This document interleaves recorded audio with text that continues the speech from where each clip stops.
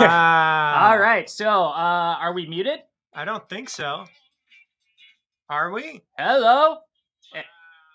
No, we're definitely not. No, Because we're we're definitely coming through not. on So your phone. turn that up. Turn what up? Turn that knob. This thing? Yeah. There we go. Sick. All right. All right. We are here. Jeez, this is every time. Every fucking time. We're crushing it. All right. And there are people here. Look at all these people. Look at all these people. Emily Hi, Hopkins, Emily. Joan. Holy cow. Wow. What a day. Someone who's surprised that they're not muted. This is great. I look forward to talking to the person who's excited about not being muted. Well, us not being muted. Oh, we're not muted. Yeah. I'm excited I about thought you were that like, too, I'm not muted on this personally. channel yet. I'm getting ready to stir up some shit. No. Offender Metal Zone is an awesome guest. What did we miss? I don't know, but someone likes the Lackland crap. Dingwall. Hey, Emily Harris. Hello. Cool. Wow. This is going to be fun. Neat. This is going to be fun. right. I'd like to think that these people are here for me, but they're not. They're not. They're here not. for me. Oh, I'm sorry, but you're here every time too. That's true. No love for the Gleason Lake alumni here. Okay. No. Yeah. We assume.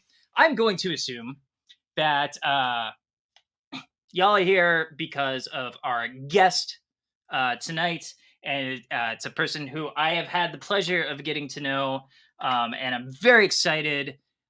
We are going to have on my friend Colleen Fazio of Fazio Electric. Here she is. There she is. Hello, Hey. Colleen. Hey, how you doing? Wow. Great. How are you boys doing? We are two dudes sitting in the dark. Yeah. Love it. Tale as old as time. In the Midwest. You draw your own conclusions. Yep. Yeah. No longer sharing a sofa together. Now we Yeah, have separate stools. We have separate chairs now. Yeah. We got to do it. We used to do it on this little love seat, and then Kai would play the Uncle Bad Touch game with me. Well, I can still reach. Yeah, Oh, sorry, that's my gross foot. But yeah, the FCC cracked down, and now we have to do like 50s sitcom style where we sleep in separate beds. Broke record. Yeah. Oh, Emily, that's perfect. I can't quit you, Ryan. So, gosh, you're on here because you have a really awesome amp business. You do amp repair in Los Angeles, correct?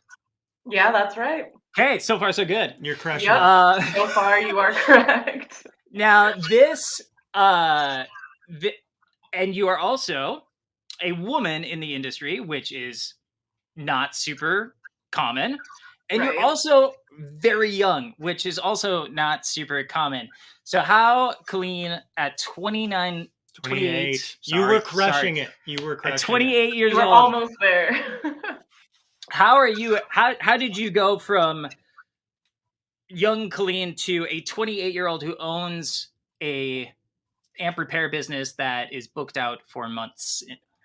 Well, I've always been a musician. I got into music when I was really young, like 7 years old, and I was in bands and stuff. After high school, I didn't really know what I wanted to do, so I just kind of stayed local and moved to Chicago. I grew up in the suburbs of Chicago. Okay, and so you know our area then. yeah. Wait, where are you guys from? We're in Minneapolis, so you know, Minneapolis, amazing. Yeah, so you know what winter's like. Yeah. Oh yeah, that's yep. Were you north or south Chicago of the city? So much, but not the winter. Right. Were you north or south of the city? I was south, an hour south, in Plainfield, Illinois. Okay, so everybody that I talked to in Chicago would say then you're actually from Indiana.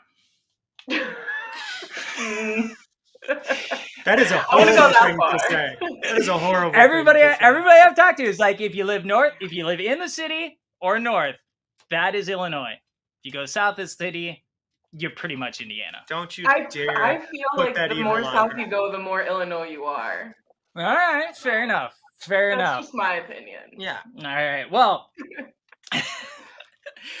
so you're playing music. You're living in Chicago, bumming around, trying to figure out what you want to do with your life. Exactly. And there's a school in Chicago called the Chicago School of Guitar Making. I don't know if you've heard of it. Yeah. Yeah. Sure have. So I took some classes there. I wasn't sure if I wanted to do guitar work or amp work. But so I took like setup classes, amp building, amp troubleshooting classes, all that stuff, and I was really drawn to the amps. It Yeah. was like a no-brainer for me. So I knew that's what I wanted to pursue, and then I got a job at an audio repair shop in Woodridge, Illinois called Deltronics. Oh, yeah. Don't they make connectors and stuff like that too? Or no? Or No. I'm thinking of something else. I'm thinking. Yeah. Okay. Sorry. But Keep going. they did all audio repair, like record players, keyboards, DJ equipment, amps. The owner, he's been repairing since he was a kid. He's one of those guys that can fix anything. Yeah. Like I've seen him fix old record cutters. Really? Stuff that like just is if it's mechanical, he's got it. Yes. Yeah. Yeah. So he kind of took me under his wing, and he's definitely like my mentor. That's great. And what's funny is, and I don't know if you do any of this, but I just acquired Ampex 354 preamp. And I got it, and I took the lid off and realized that it had not. Hey, we're having a chat. We're having a nice chat. We realized, I realized that it hadn't been touched or turned on since probably the 60s. So I just it was made probably. Yeah. So I brought it straight to my tech, and like you go into a shop and it's like, it's not just guitar amps. It's it's Wurlitzers, Rhodes. It is. There was a period that he was doing a lot of jukeboxes. Oh, that is hardcore because that's so mechanical. Yeah. So it's like, which it seems kind of funny because it's kind of like like the old Mitch Hedberg joke where like you work your ass off to become a really good cook, and then people are like, "Awesome, can you farm?" Like, so I mean, like that's you work you really get into this world of I want to work on vintage amps and stuff like that, and then somebody brings you in a fucking pinball machine, and you're like, okay, yeah. A little bit of a different beast. Do you do stuff aside from guitar and bass amps now, or are you just? I've pretty much phased everything else out, just because my log of just regular tube amps is so big that I just don't really, I want to focus in on that stuff because that's what I know.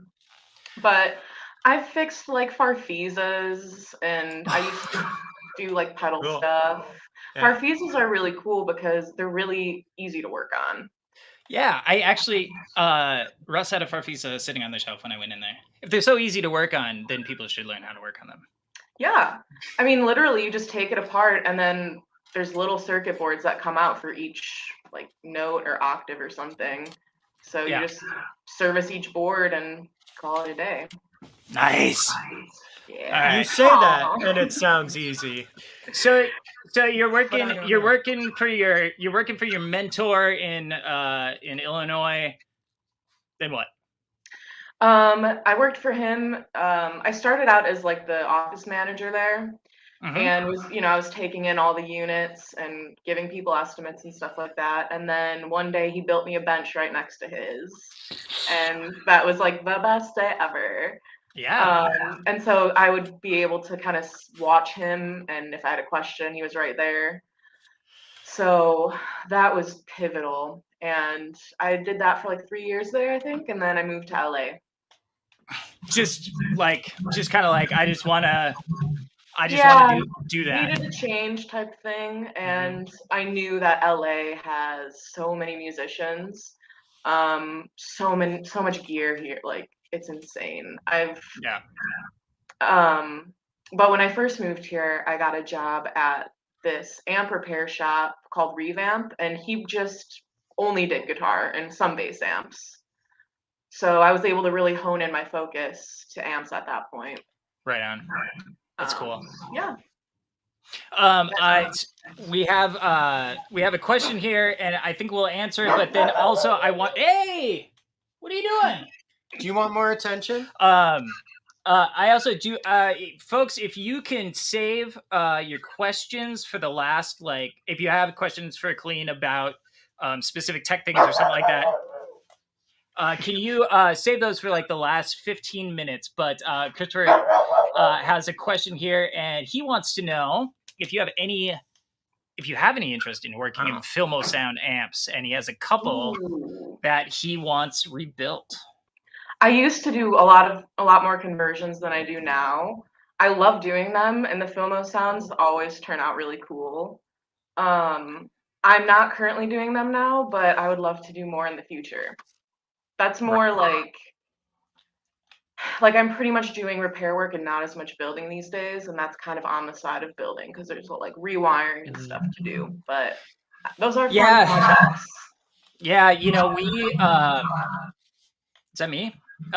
We you know, I've been talking to the guys Sean and Mark over at Scythe Guitars, and they have to do the same juggle where it's like transitioning. They want to transition into full-time guitar building, but they have the repairs as the repair end as well. Repair end is immediate and it pays the bills today, you know, and you know, this one pays off later, and so it seems like it's always kind of this juggle as to like, because I know you also you make some of your own amps, correct? Yeah, building is like my heart. I love, because you know, I feel like that's more tapping into my creative side.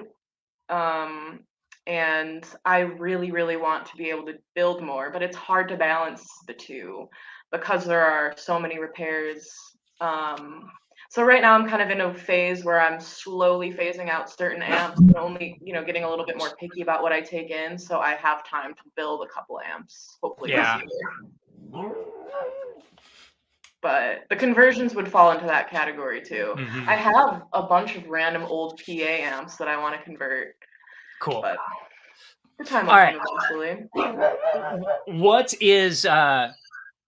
What's the craziest thing you have found inside of a chassis? I found a dead mouse.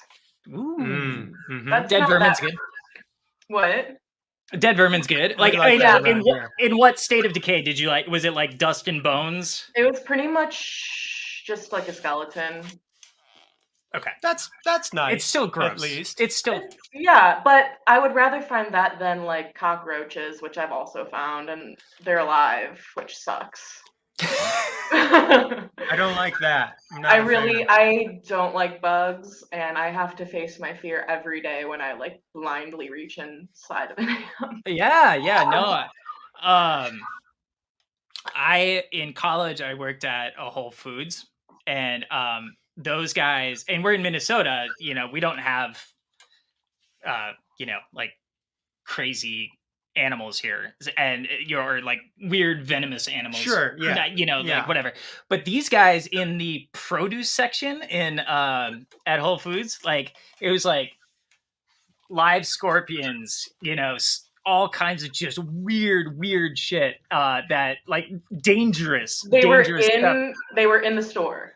Yeah, because they would come in with the produce, and it would, you know, some of these things, you know, like tarantulas and stuff like that, would survive the trip all the way up to Minnesota. That's terrifying. And you got these you know, like stone dudes working at Whole Foods, you know, like blindly reaching into boxes with cantaloupe and shit in it, and you know, finding a there's a tarantula. Christopher Lewis wants to know if you've ever found somebody's old stash in their amp. I found a lot of drugs in amps. That's got to be. I mean, depending on the drug, it's a kind of a risky move. I brought an amp. Poaching that. I brought an amp to the Good Guys once, and I got it back, you know, like 2 years later, because that's, you know, how quickly those guys repair amps.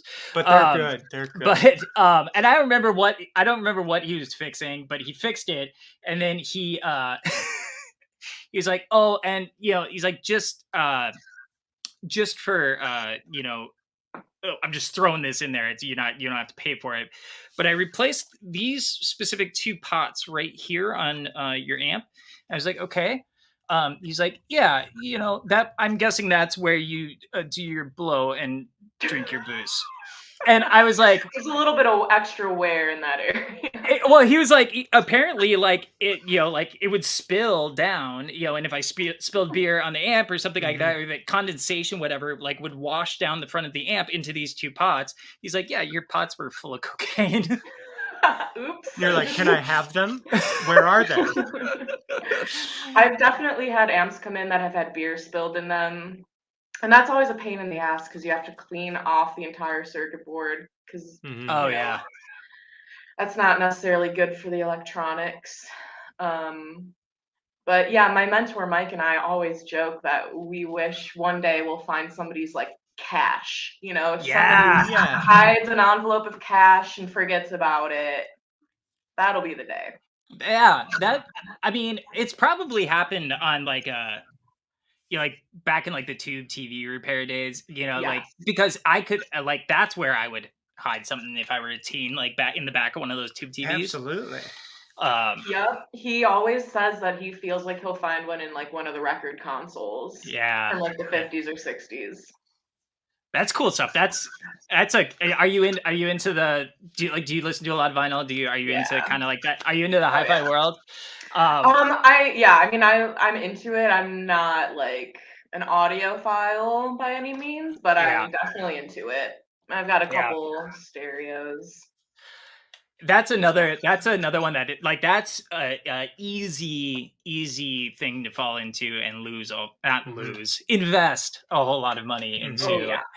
And I went through it a couple years ago, and I feel it actually coming on again. Ooh. Yeah. I cashed out like 3 years ago. I couldn't take it anymore. It's rough sometimes. Yeah.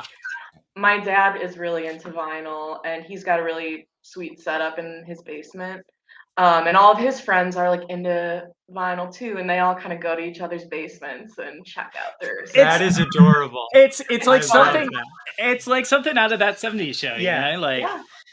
But I mean, that's the thing I love and like just absolutely adore about vinyl. And I don't necessarily buy vinyl because I'm an audiophile or because I'm a snob or anything like that. And for the most part, like driving, and in my AirPods and stuff like that, it's like I'm listening to Spotify. I am. But the thing I love about vinyl is like, if I'm going to sit down and listen to a record, it's like there's a process involved, and then the actual listening is like this like event, like whether even if it's just a personal event for me, it's like I am going to sit down and I am going to ingest this. You're going to listen to the whole album front to back. Right. And it's tangible. Yeah. And that's what I think is really, and also, it's like you find a band that you really, really like, like you saw a band, that is on tour, and that if you go listen to them on Spotify, they're not going to see a penny of it. And, like I love buying vinyl and, for that. And I know people who do that just to support musicians because it's usually the most expensive thing in the merch booth, and so they'll buy the vinyl, and they don't have record players. That is me. I do that. I do. Yeah, which is always appreciated, I'm sure. Yeah. Oh yeah. But on the audiophile category, so when I was back in Chicago, my dad took me to his friend's place who has like this crazy setup, like tens of thousands of dollars worth of equipment. Yeah. And I'd never really experienced a setup like that. And all of his amplifiers were all tube amps, and they were very powerful, and his speakers were crazy. But that was like the most insane listening experience I ever had. It was like a sound bath. Charles from Silktone amps. We did that Stringjoy video with him. He supposedly has like a tens of thousands of dollars, like home hi-fi system, because that's actually where he got his start, and then moved into our lo-fi world after that. Yes, thank you for gracing us with your presence, Charles. But so I at some point I want to go over to his place and hear that. But there's next time you're in Portland, the Eurotubes folks, they actually own a bar in Portland. The food there is delicious, first off, so like that's one thing, but they have the most insane hi-fi vinyl system in there. And it's one of those where it's just like it looks like a table full of tubes. You're just like, what is this? Yeah, like tubes that are like this big, and you're like, huge. There's one here now too. What? Hi-fi listening room in Minneapolis. Really? Yeah. So come on over here too. I don't get out. Vinyl listening tour. Absolutely. Colleen, this is a great question. And I hesitate to ask because I feel like you're going to have a hard time answering. But question is, what is your favorite vintage guitar amp? That is a very hard question, but... What is your favorite vintage guitar amp, and why is it a Bassman?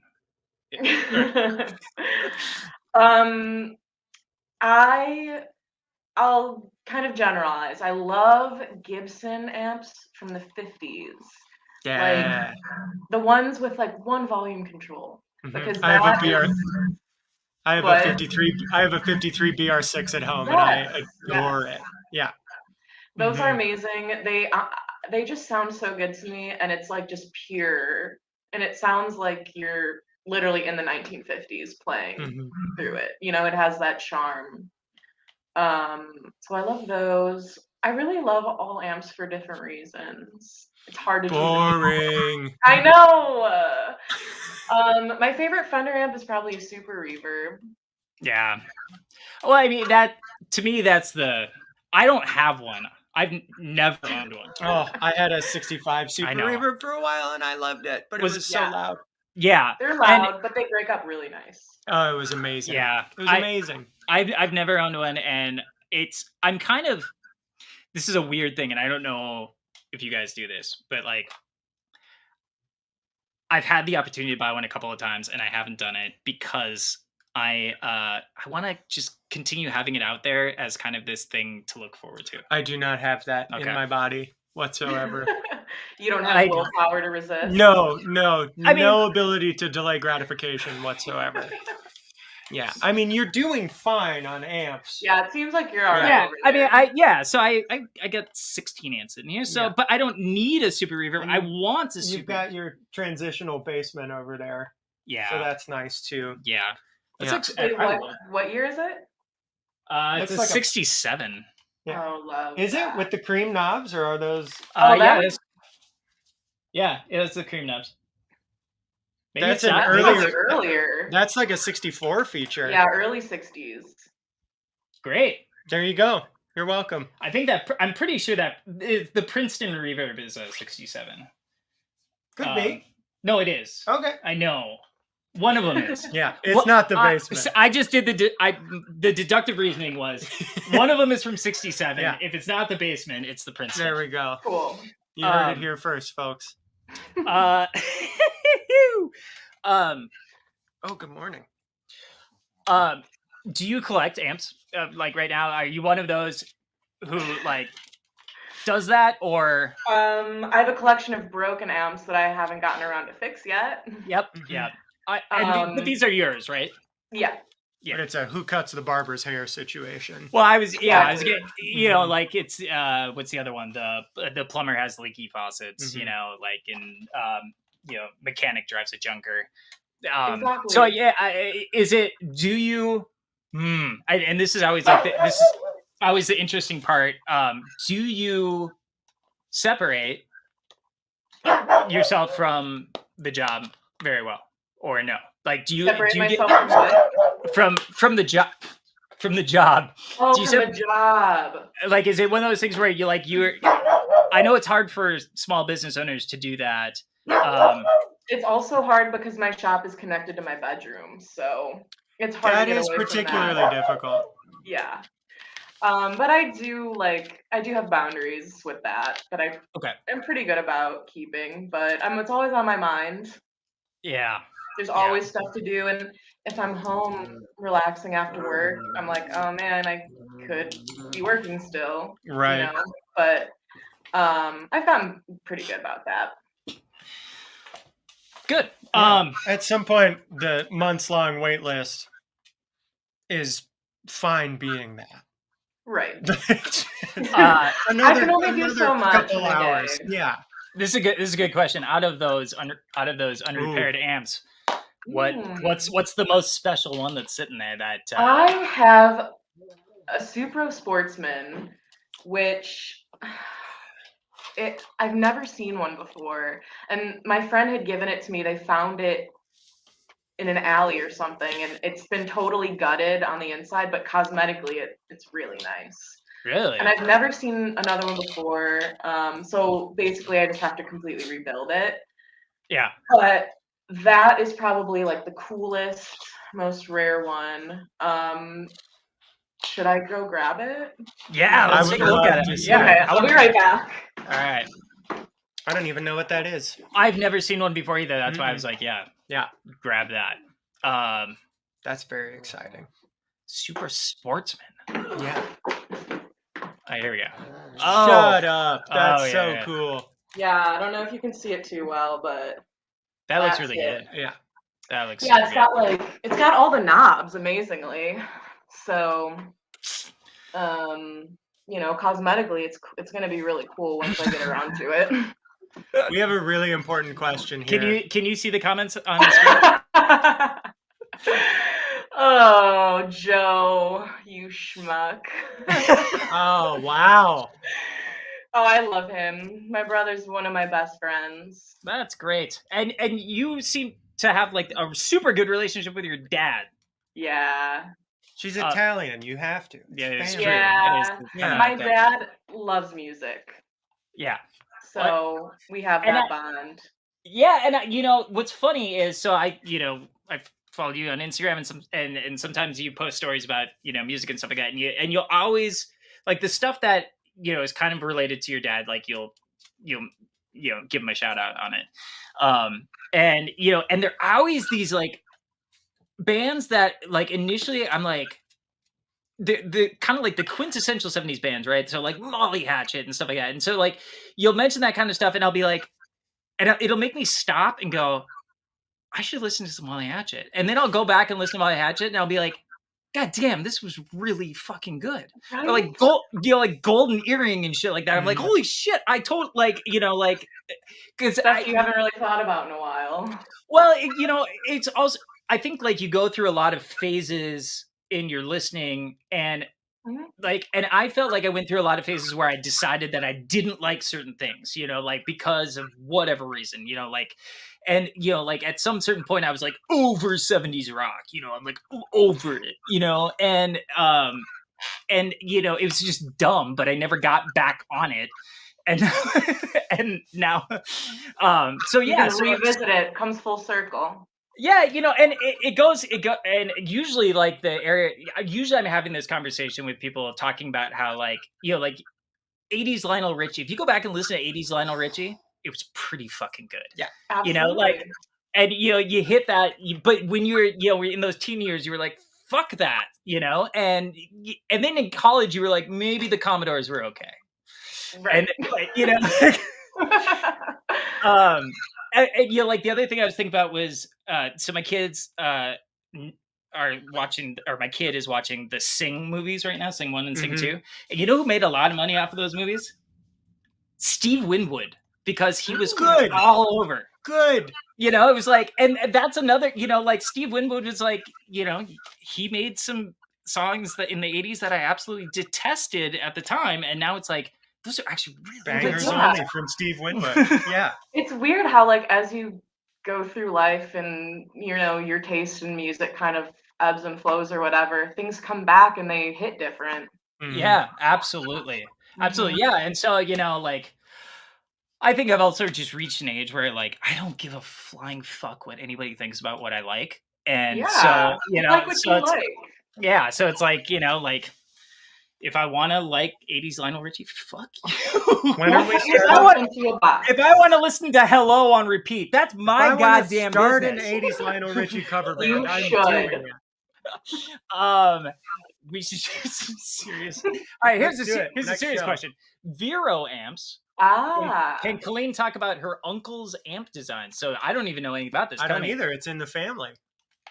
Yeah, so my uncles, it was like in the 90s, primarily, I'm pretty sure, into the 2000s.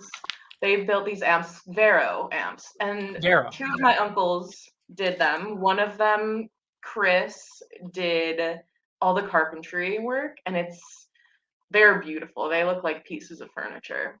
And then my other uncle Steve, he's a musician, and he did he was involved with the actual circuit design and stuff like that. Okay. And they're not making them as much anymore, but I actually have one in my shop right now. Cool. Is it yours or is it in on repair? Oh, it's not yours? Gosh. No, it's in for a little repair. They haven't found one that they can give to their niece as a gift. I mean, hello. Seriously. You should, after you do the repair, you should call them up with some notes. Mm-hmm. Like, hey, I had one of yours in for the shop. Here are my recommendations. I'm always in contact with my uncle Steve if I have a Vero come in, and he kind of tells me what he suggests I do. So it's cool. We get to work together in that way. And sometimes he wants me to do modifications on them, tweak the circuit a little bit, which is cool. Oh, there he is. See, we told you. Handsome Ryan. Yeah, Aaron, Colleen was waiting for you. Yeah, so we all were. I knew you'd be here. Whoa. What's your primary instrument? Is it guitar? I started on guitar and then switched to bass when I was in middle school because we needed a bass player in our jazz band. Classic. So I played bass all throughout my career as a musician, and recently, within the last year, I've really picked up guitar again. Nice. Yeah. That's how Paul McCartney ended up playing bass. Yeah. Really? There was just too many guitar players, and he was like, I guess I'll play bass. That's how you end up playing bass. Yeah. Yeah. Right. Yeah. It is. But I fell in love with it. It's the best. And it's underrated. It's an underrated instrument. Mm-hmm. And according to Eddie Van Halen, God rest his soul, what happened to him? What? He claims to have taught I can't think of his name, Anthony every note that he Eddie wrote all his bass parts probably on this shitter. Yeah. He taught Michael how to play every single fucking thing that he knows how to play. I'm surprised Michael could remember anything. Yeah, some of those Van Halen parties were no joke. Well, you just gotta look up. There's a great bass solo where he's playing a Jack Daniels bass, and he's clearly had about the same cubic amount of Jack Daniels in his body. It is amazing, and he's crushing it. I saw this weird clip of Michael Anthony once, and it was taken, I'm assuming, pretty far out of context or something like that, because it was just this clip. It was just him. And he's like, I felt bad about how we treated the midget. It was like, what? That was the only... And then you come to find out that Van Halen, there was a little person who followed Van Halen around, and they used to get that little person really, really tanked and bring him up on stage and harass him. Aww. I would feel bad about that too. Mm-hmm. Yeah. I don't like the way he said it though. I felt bad about it, as though he no longer does. Gotta feel bad about how we treated the midget. Something changed. Are you at liberty to discuss any well-known players that we might know whose amps you have repaired? Yeah, I guess the most notable would be I did an Ampeg SVT for Please don't say Miley Cyrus's bass player. Cool. That's tight. Which was pretty cool because I love her. She's great. So far, I mean, Wait. How about the Dead Pets record? the what? The Dead Pets record, the Miley Cyrus Dead Pets record, the one that she did with Oh, Have you listened to that? no. Oh my Whoa. god! Oh my god! Oh, It's like It is. It is. Well, like when they released it Bandcamp only. Mhm. You know, like, and Oh. it was free When streaming. was this? Probably about 5 or 6 years ago. Huh. Well, I know what I'm listening to after this. Yeah. We're stopping the show right now, actually. Yeah. And like critically, it was just like panned because it was so out of. It was the least pop thing that Miley has ever done. And it's really Is artsy. it like really country? No, it's really noisy. It's noisy.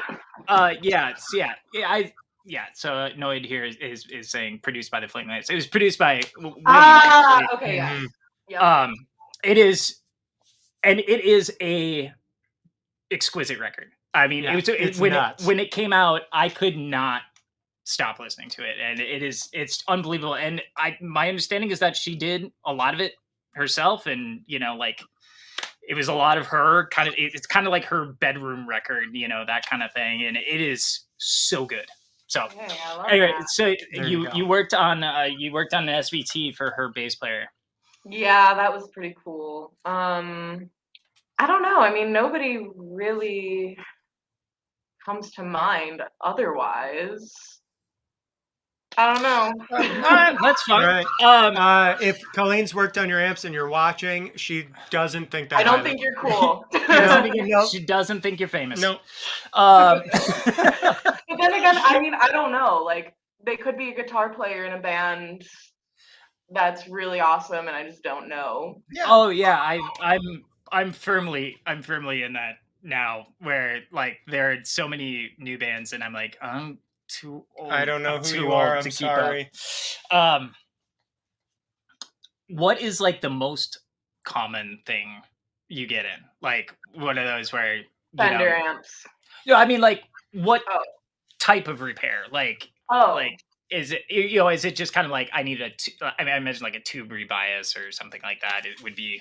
I would say it's less simple fixes like that. Sometimes, occasionally, it'll be like, can you just install new tubes and rebias it? But it's a lot of restorations. Oh, cool! Nice. So a lot of amps that come in that haven't been powered on in decades, and I pretty much have to rebuild them, make them, reliable and safe. But I don't completely rebuild them. I want to maintain like the original character. Mm-hmm. Yeah.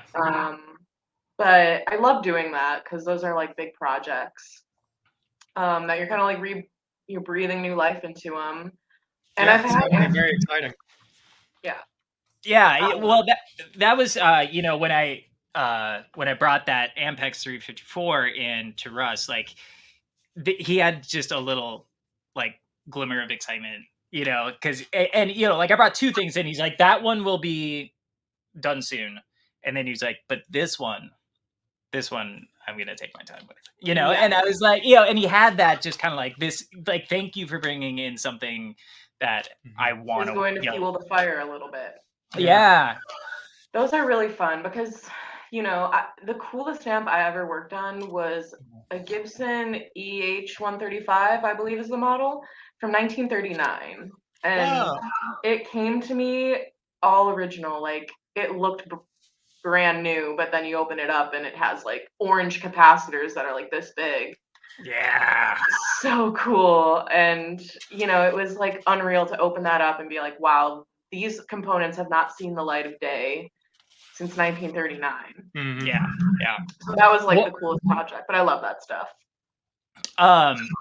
What are there certain like vintage amp manufacturers who you open up the lid and you look and it's just a fucking rat's nest and you're like, how did more people not die? How could you? And how was this allowed to happen? Like, what are my understanding is that anything Sears related is typically like just a pile of fucking wires And yeah, Silvertone amps are all point to point, so everything is pretty much just connected together. There's no circuit board.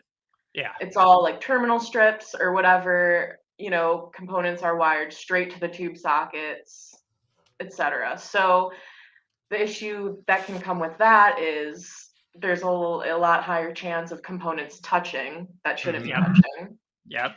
So that can be dangerous and can, cause damage to the amp.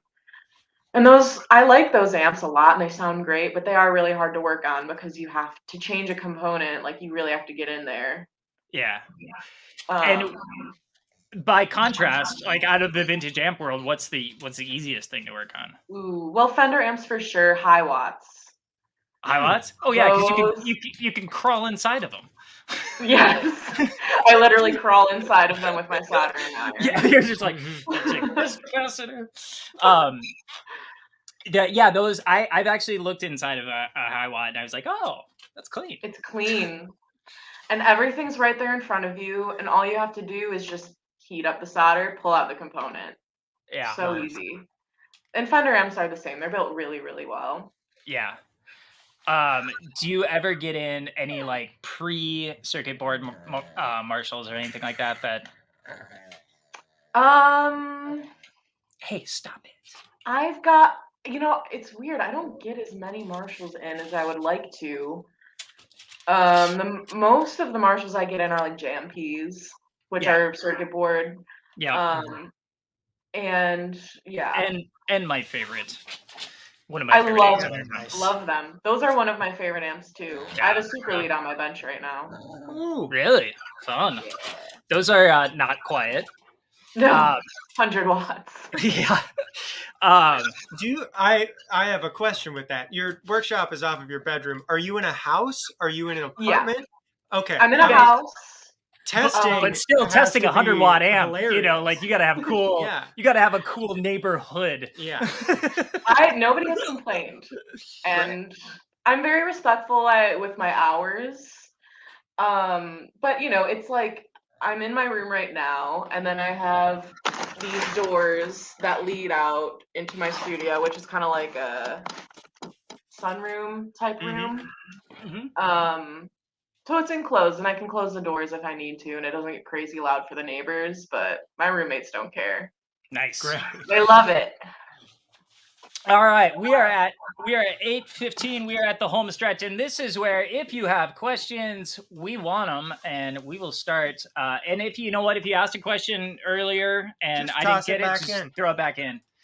So the first question I have here: do you have a favorite new vintage voiced amp, like the new Supros or something similar? That's a good question. I mean, I like the Fender reissues. Like the new Fender Champ reissues, I will say, are not built very well. Okay. They sound good, not built super well. I just toured with a band that had the 57 reissue, and we were out for 3 months, and I think I took it apart like 6 times. Yeah. I was not a fan. Which is disappointing, especially when they're being advertised as a reissue and they're built with, all PCB. Yeah. I don't know. And the fuses are behind the PCB. Yeah. It's hard to add. It's not easily serviceable. No. And unfortunately, I love the Supro amps a lot, and they're the same way, not easily serviceable. Yeah, they're like Audis. Yeah. Yeah, the alternators behind the gas tank. Right. It's in the gas tank. Why? This is a nerdy reverb question. For a Princeton reverb, what would Colleen recommend to replace the new Acoustitronics tank that has a longer, trashier decay to get the shorter, splashier vintage sound? It sounds like you're looking for a recommendation for a tank. Yeah. So if you want a wetter reverb,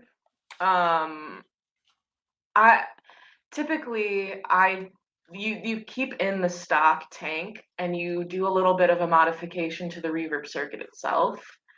There's a resistor that basically controls the amount of wetness that goes into the rest of the amp once the signal goes through the reverb. And if you change that value, you'll get a wetter reverb. So that's usually the way I would go about Great. that. No tank needed, Stuart. No new tank. All right. Yep.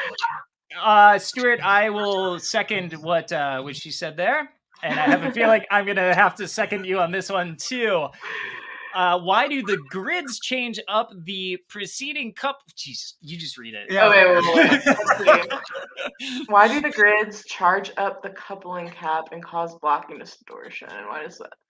470. The screen, if they're talking about Fender screen grids on the output tube sockets, those are 470 ohms. I don't really understand what they're asking. All right, Timothy, you may have to come back with something. Email me. We'll talk about it. All right, we got Gibson amps are sick. I have a 1962 GA8. Would love to know if there are any cool builders doing modern clones of 50s Gibson amps. I don't know of anybody, but I want to build one. You know, yeah. I thought you might say that. Eric, you know who else would probably want to take a stab at that? Would be the dude from Henry Amps. Ooh, yeah. He does a lot of really cool Marshall, like vintage Marshall type stuff. And he also does like super old. He does a kind of what was the amp that the Beatles used a lot? The Vox amp that the Beatles used a lot. That was like a something 12 or something like that. I don't know. He did another one of he did one of those, and it's weird to play because it is faithfully modeled after a vintage Vox amp, and therefore it's kind of dark, and it's and you automatically go into it like thinking Vox, and you're like, oh yeah, there comes a chime, I better turn the treble down, and but we always forget that Brian May used a treble booster on his AC30 because it was a dark amp. Yeah. Yes, they are dark amps. And speaking of bass, Miguel wants to know, how can I get bassier notes from my Gladius guitar? I don't know what that is. I don't either. I don't know much about. Must be a short scale. Miguel, I don't know anything about Gladius guitars. Short scale, but the diminished range can be annoying at times. I don't play around with some caps in your pots. Get some gator clip. Have at it. Here's our 65 Super Reverbs built better than the Champs. I'm assuming he's talking about the reissues. The reissues? Yeah. Yes. Okay. The Princetons, Deluxes, Supers, all of those reissues are built a little bit better. They still use most of them still use circuit boards, but whatever. Okay. Yeah, I had a deluxe. I had a deluxe reissue through here, as well as the what was the one? Pro Reverb. Yeah, I had the Pro Reverb through here, and actually ended up doing a comparison between the two, which was kind of interesting. Like, would you A/B them? Yeah, and it was it was kind of and because it was like one of those things where like in my head they were pretty much like in the same ballpark, and they were like kind of the same amp. It was just one was louder, like that's kind of how I processed it. Was that they hearing them separately, but then like when I really did them back to back, I'm like, wow, these are wildly different amplifiers. I love a Pro Reverb too. Though the reissues are single 12, right? Yes, they are. Yeah. It's a single creamback. Oh, I don't hate that. No. But the original 212. But you know what? If you go look at the comments on that video, there are a lot of people who don't agree with you. That's okay. You can't win them all, buddy. Yeah. Do you work on solid state? Chuck. Hi, Chuck. He's my friend. Nice. And so maybe if he's your friend, maybe he has a solid state amp that he wants to bring in and wants to know if you're... I think he's just trying to be a little Chuck, are you being mean? Chuck, is this an inside joke that we're not privy to? Me off a little bit. Nah, right. I work on some solid state. Like I'll do some acoustics from the 70s. you know, Oh yeah, like yeah.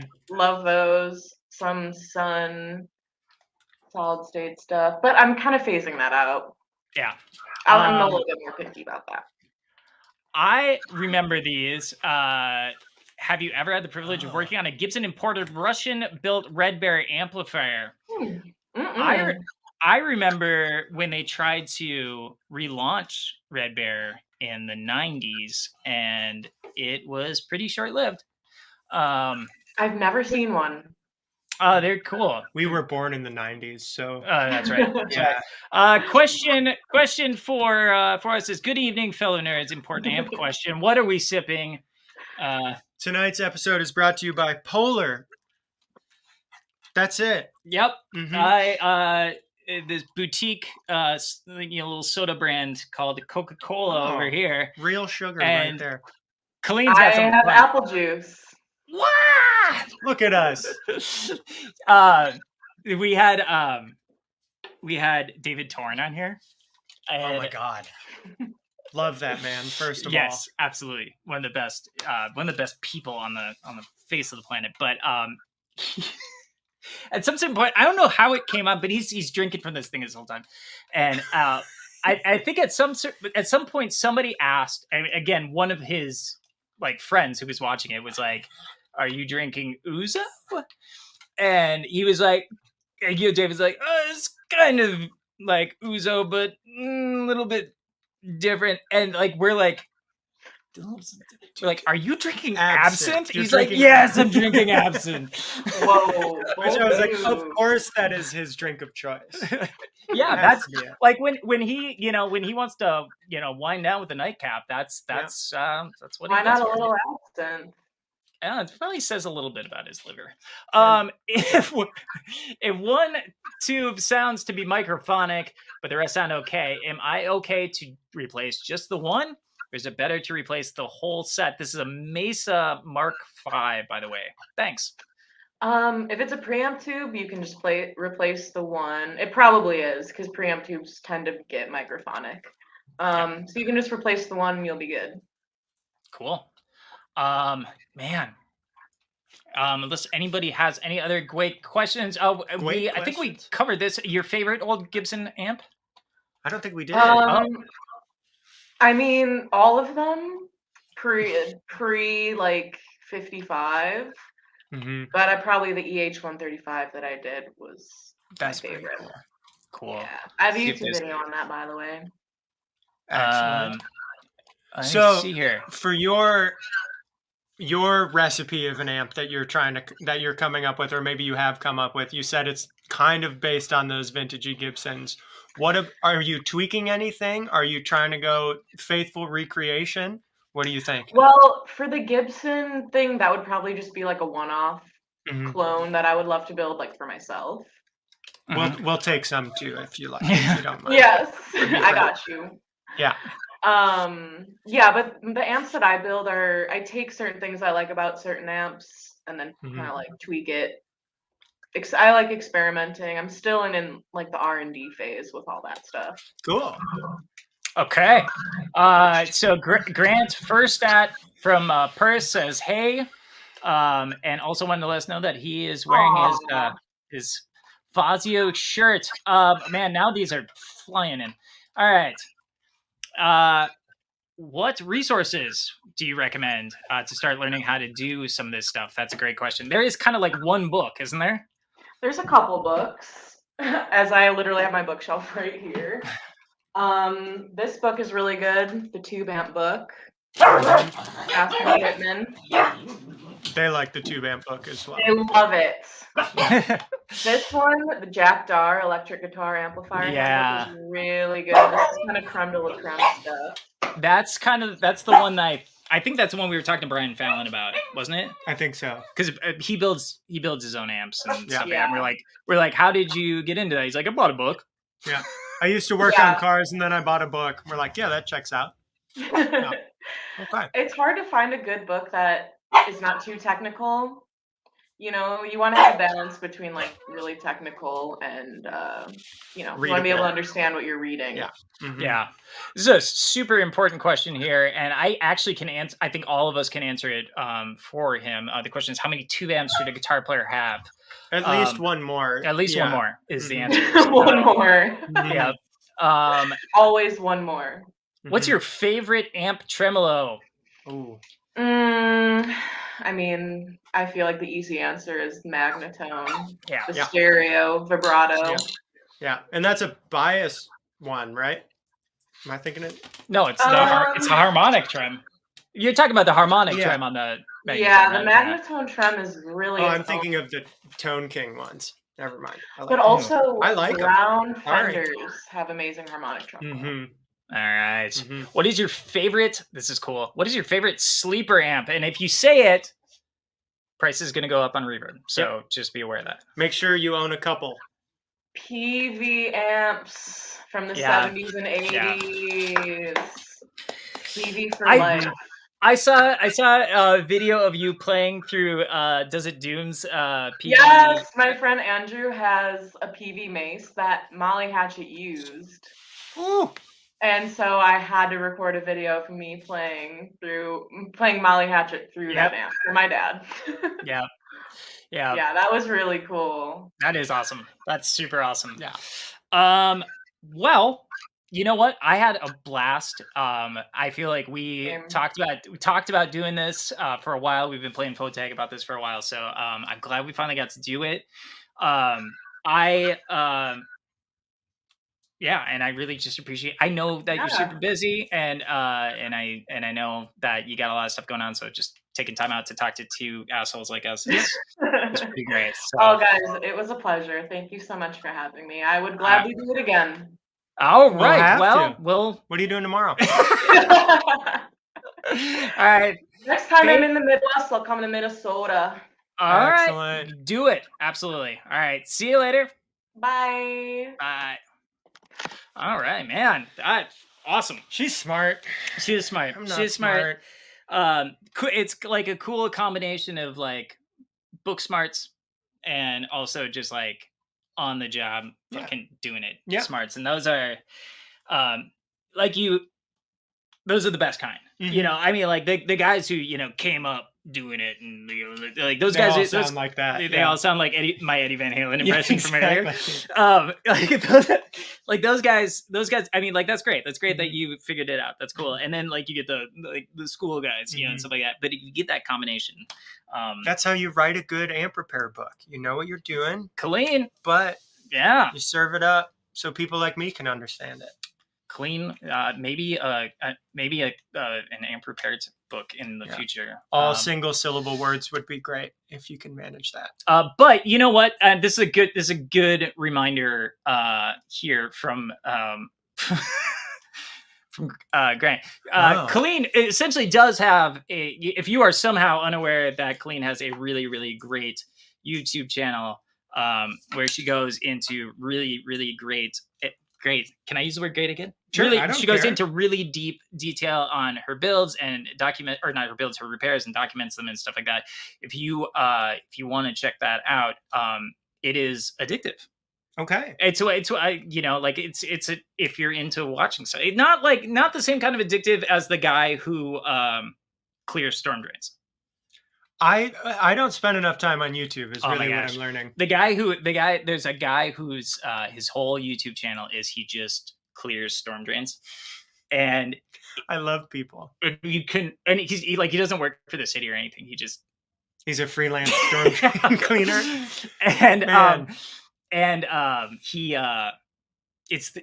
Each video is like 45 minutes because that's how long it takes to clear a storm drain. And the more you know. And it is the most addictive thing ever. All right, so next up, we have Justin Abernethy from Abernethy Guitars. I forget what date. I think we're taking the next.